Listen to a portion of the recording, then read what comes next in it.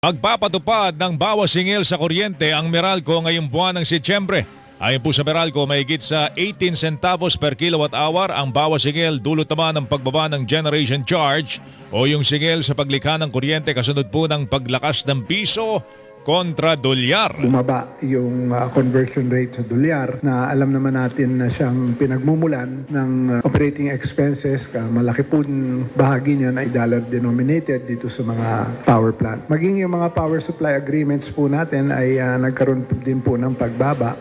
Tinig po ni Jos Aldariaga, tagapagsalita ng Meralco, katumpas po ito ng mahigit sa 37 pesos na bawas singil sa mga kumukonsumo po ng 200 kilowatt hour kada buwan.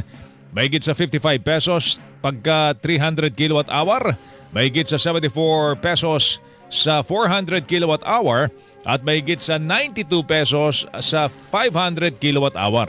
Ganun pa ba nakaamba ang 32 centavos per kilowatt hour na dagdag singil, babawiin din sa simula po ng Oktubre hanggang sa Enero ng susunod na taon?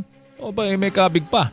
Ayon po sa Meralco, pinayagan kasi ng Energy Regulatory Commission ang pansamantalang pagpapalawig ng kontrata nila sa First Gas Santa Rita. Kung hindi sila makakuha ng contract extension, mapepersa sila na mag-reduce ng operation. Tapos kung mag-reduce daw sila ng operations dahil wala silang kontrata with Meralco, hindi rin makakatakbo yung Malampay natural gas.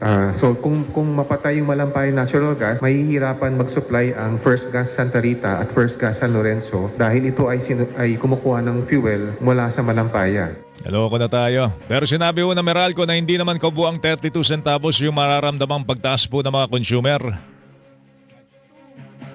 Also in October, meron din tayong inaasahan naman na pagbaba dahil sa completion of the recovery of deferred gas supply and purchase agreement charges. Tinig po yan ni Larry Fernandez, Utility Economics Head, Meralco.